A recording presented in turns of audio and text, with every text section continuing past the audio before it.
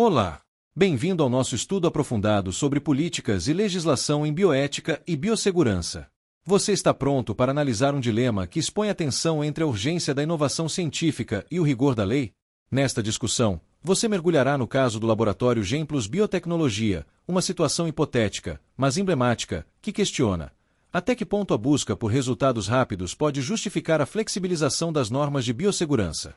O estudo de caso é o fio condutor, mas você utilizará os conceitos da legislação brasileira de bioética e biossegurança para decifrar a raiz do problema. Você descobrirá que a falha não é apenas administrativa, mas uma ruptura ética e institucional. Você conhecerá a Gemplus, uma startup de Belo Horizonte, reconhecida por sua atuação em pesquisas de vacinas de nova geração e por projetos que envolvem organismos geneticamente modificados, os OGM. Em 2023, a Gemplus firmou uma parceria promissora com uma universidade pública. O objetivo era nobre: desenvolver um imunizante experimental contra um vírus respiratório emergente, com a manipulação de material genético em um ambiente de nível de biossegurança 2, o NB2. A manipulação de OGM exige uma base legal robusta. Você sabe que a espinha dorsal dessa estrutura é a Lei nº 11.105/2005, a famosa Lei de Biossegurança. Ela exige um passo fundamental: a análise e autorização prévia da Comissão Técnica Nacional de Biossegurança, a CTN-Bio. Contudo, uma auditoria da Agência Nacional de Vigilância Sanitária, a Anvisa, expôs a primeira falha grave. O laboratório operava com licenças vencidas para manipulação de OGM e sem o parecer atualizado da CTN-Bio. Os pesquisadores argumentaram que o atraso era reflexo da morosidade do processo de renovação e que, apesar das pendências, os estudos mantinham rigor técnico. Você percebe a sutileza desse argumento? O rigor técnico não substitui o rigor legal e ético. A essência da legislação brasileira em biossegurança reside no equilíbrio entre liberdade científica e dever ético. A ausência do parecer da CTN-Bio não é uma simples burocracia, mas uma violação legal e ética que compromete o princípio constitucional de precaução. Durante a inspeção da Anvisa, um segundo ponto crítico foi levantado: a Gemplus não possuía a Comissão Interna de Biossegurança, a CIBio, constituída. A Lei 11.105/2005 estabelece isso como um requisito legal obrigatório. Você entende a importância da CIBio? Ela é o elo interno de supervisão. Sua ausência compromete a supervisão direta das práticas, transformando a segurança em uma responsabilidade individual, e não institucional. Sem a CIBio, ocorre uma ruptura na rede de segurança institucional. A cultura de prevenção falha, e o laboratório se torna vulnerável.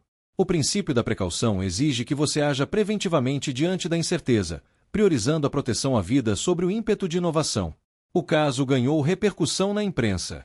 Enquanto alguns questionavam se o excesso de burocracia estaria limitando a ciência, entidades reguladoras e científicas alertavam para o perigo de relativizar as normas, especialmente com material genético modificado. A controvérsia se instalou: negligência ética ou fragilidade normativa? A partir desse impasse, o Ministério Público Federal instaurou um inquérito civil. Você consegue visualizar quem deve ser responsabilizado neste complexo cenário? Você deve analisar a conduta da universidade parceira.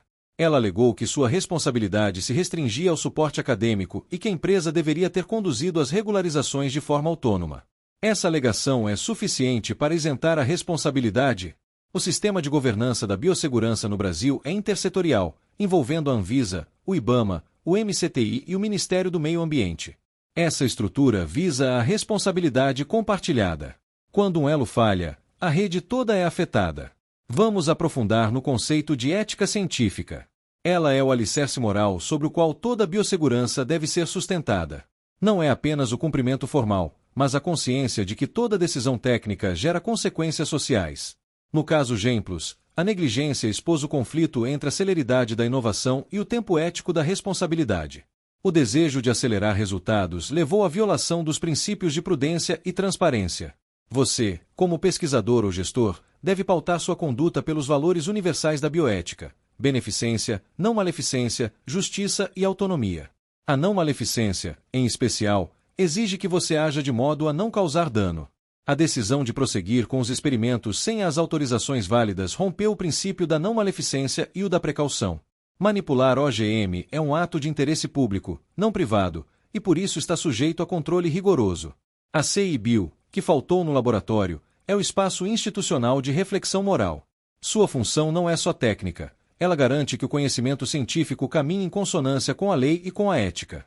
A ausência da CEBIL evidencia a ruptura da responsabilidade compartilhada. Sem essa instância, as ações se tornam centralizadas, vulneráveis ao erro humano e à ausência de compliance institucional. Você deve considerar, também, a responsabilidade profissional individual. Os códigos de ética exigem que o profissional atue com prudência e zelo, adotando medidas de prevenção mesmo que os resultados pareçam demorados. A prudência científica não se sustenta na autoconfiança ou na experiência pessoal. Ela se baseia no cumprimento das normas e na adesão à supervisão coletiva. No caso Gemplos, alegar rigor técnico não exime a culpa da violação normativa. A violação das normas de biossegurança configura, para além da infração administrativa, uma quebra da ética profissional e institucional. A ética exige coerência. Você deve dominar a técnica, mas também compreender os limites do seu fazer científico. A responsabilidade profissional é indissociável da responsabilidade coletiva. Cada decisão individual impacta o sistema de biossegurança como um todo. O pesquisador ético reconhece sua autonomia, mas também seus limites diante da complexidade da vida. O inquérito do Ministério Público Federal aponta para um problema mais profundo: a fragilidade da cultura institucional de biossegurança na Gemplos. A gestão não valorizou a ética e o cumprimento normativo como pilares da prática. A governança em biossegurança é um sistema de decisão participativo e ético. Não é apenas um conjunto de regras, mas a garantia de que todos os atores, gestores, técnicos, pesquisadores e órgãos públicos, compartilham a responsabilidade pelos resultados. Laboratórios sem comissões internas, auditorias regulares e treinamentos permanentes se tornam vulneráveis a falhas.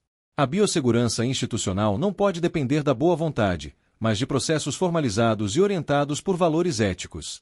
É aqui que a fiscalização pública, como a da Anvisa, desempenha um papel essencial.